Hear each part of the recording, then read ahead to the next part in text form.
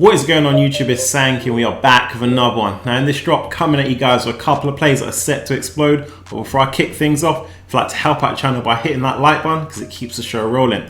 So that wraps up another day in these markets. And guys, today we were blessed with a green day. Pretty much all the plays I spoke about yesterday were green on the day. Caesars, Grow Generation, Apple, and various others like Walt Disney, DraftKings, and the list goes on.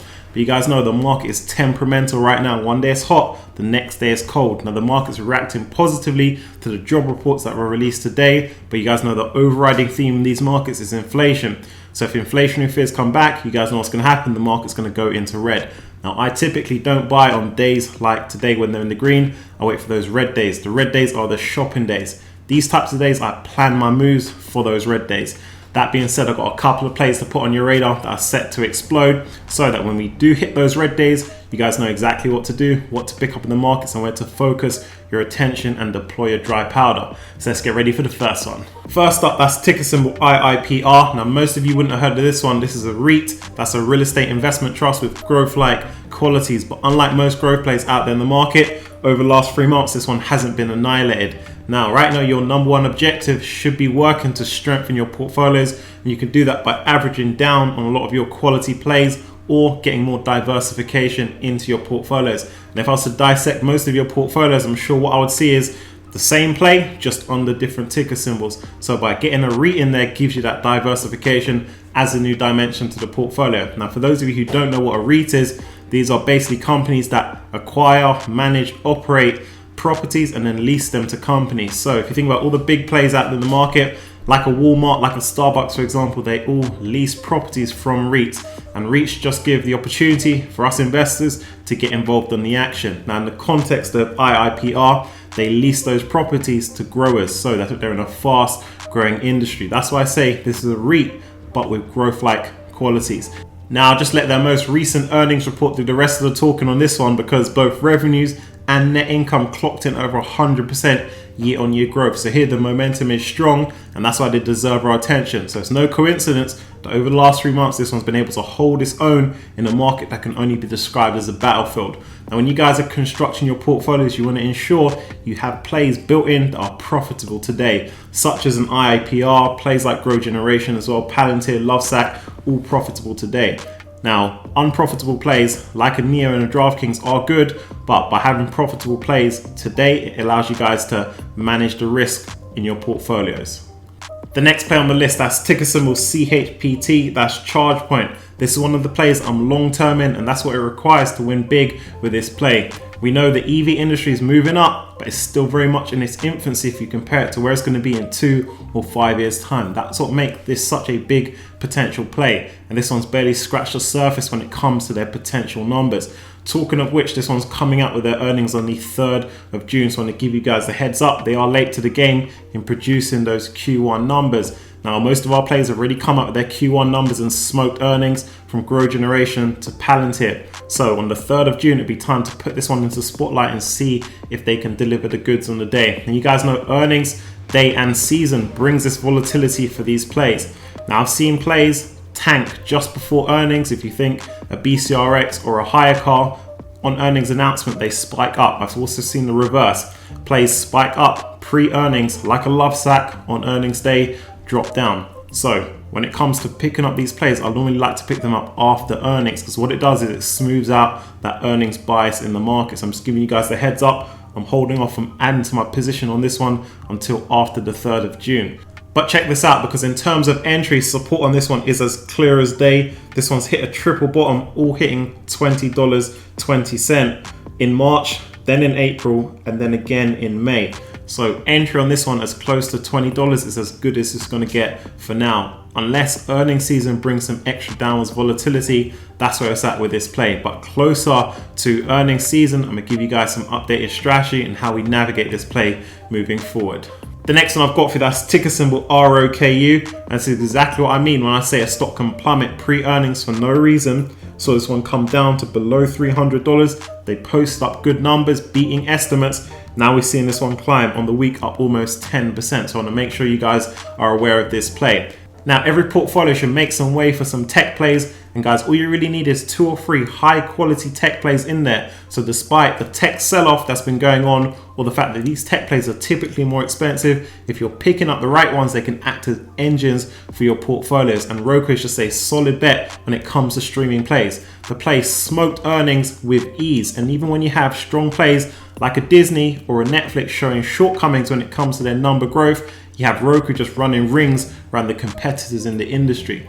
Now, I say to you guys on the regular, you want plays in your portfolio that have that runway of multiple years of growth, and Roku fits that mold, because what you guys do today and invest in today is going to be paying you off 2, 3, 4, 5 years down the line. Just like back in 2015 or 2016, the investors back then, including myself, were still getting our just rewards from the investments we made. Now, Roku is one of those plays that is going to encounter shortcomings just like a ChargePoint will.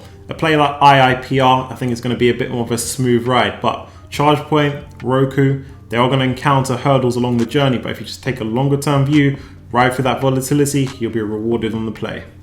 Now, the next play we're going to get ready to pick up on the next red day, that's ticker symbol MGM. Now check this out, support on this one comes in clear at $37. So the next red day could push this one right into the buy zone, ready to be scooped up. Now, as you guys continue to level up as investors, what's key is that you guys know and understand the main drawback of all of your plays. Every well-rounded investor knows that no play in the market is perfect. So it's important you guys know the main drawback. Every play's got it. Now with MGM, the main drawback is that question around their profitability. They're not net income profitable. As a matter of fact, that goes across the board when it comes to these gaming gambling plays. If you're looking at a DraftKings or a Penn National, it's the same thing. But what's key here is that they're showing that path to profitability. Their last earnings report, they beat estimates when it came to their earnings per share. So that's what we want to see. But the investors are going to be all eyes on their revenue growth, because as we move into economic reopening, their casinos are going to continue to be filled up. It's going to generate them those revenues. So if they can post up strong increases in that top line, you can see this stock price increase. Now I've got an end of year price target on this one of $50. So there's good upside to be made on the current price, especially if you guys can catch them in any weakness on those red days. So I want to give you guys a heads up. That's ticker symbol MGM. Alright guys, so those are the plays on to bring to attention. So do make sure you add them to your watch list, you write them down somewhere, or even you set your limit buys on these plays. So next time we hit the red day, you guys are armed and ready with what plays to scoop up in the markets. Now I'll talk to you about this. Right now it's dollar cost average down season, but I don't want you guys to be pigeonholed, only focus on the plays you've currently got in your portfolio. There's a lot of quality plays out there in the markets, and a lot of them will even add more return potential with less risk than the current plays in your portfolios. So that dollar, you might as well go and diversify, grab a new play in the portfolio that can, let's say, double up with less risk than the play in your current portfolio that might be higher risk, that can generate less return. So your dollar is better off spent elsewhere in the portfolio. Right now, it's a good opportunity for you guys to add quality plays, think outside the box, continue to strengthen your portfolios. So I want to give you guys a heads up on that. So if you've been rocking with the channel, you know what time it is. Question comes from Jeffrey, says, do you add money to your portfolio every week? So to wrap things up, I want to share this one with you. Now, whenever we earn, we have 3 things we can do with every dollar earned. We could either spend it, we could put it in the bank, or we can invest it. Now, investing it gives much better returns because the bank do not pay anything. So I like to keep my money invested into the markets. But the key is I like to spread my investment over time, because now you guys know the markets come in cycles. So you want to ensure you always have dry powder ready to deploy into the market to catch cheaper prices. That's how you win in these markets on a consistent basis year over year. Now what I like to do is put in around $250 into each portfolio every week. Now when it comes to the growth portfolio, every time I'm investing, I'm always ensuring I'm keeping tabs on my diversification, ensuring I'm covering the right sectors and the right types of plays. And I put a different type of play on your radar today. That's IIPR, that's a REIT that I know a lot of you guys don't have in your portfolio. So it's something for you guys to consider as you continue to construct your portfolios. Now, by keeping regular investments into my portfolios, I'm gaining from compounding over time as the returns continue to multiply. So I suggest what you guys do is ensure that every month you guys are taking some disposable income and putting that aside so you guys can invest into the market regularly. Everyone's going to have different amounts of disposable income. It doesn't matter, just as long as you guys are building up your portfolios over time. That's how you take your portfolios from your first 1K to 10K, and then from 10K to 100 and upwards over time. So that wraps up for this one. If you guys got any questions or comments for me, do leave them down below. If you'd like to help out the channel, do hit that like button. Also check out a link down below to the Patreon. Come and join our winning team over the Discord. Now, as we progress through the rest of the week, you guys know I'm turning up the heat to ensure you guys continue to hit success with me in these markets. So I'll catch you on the next one.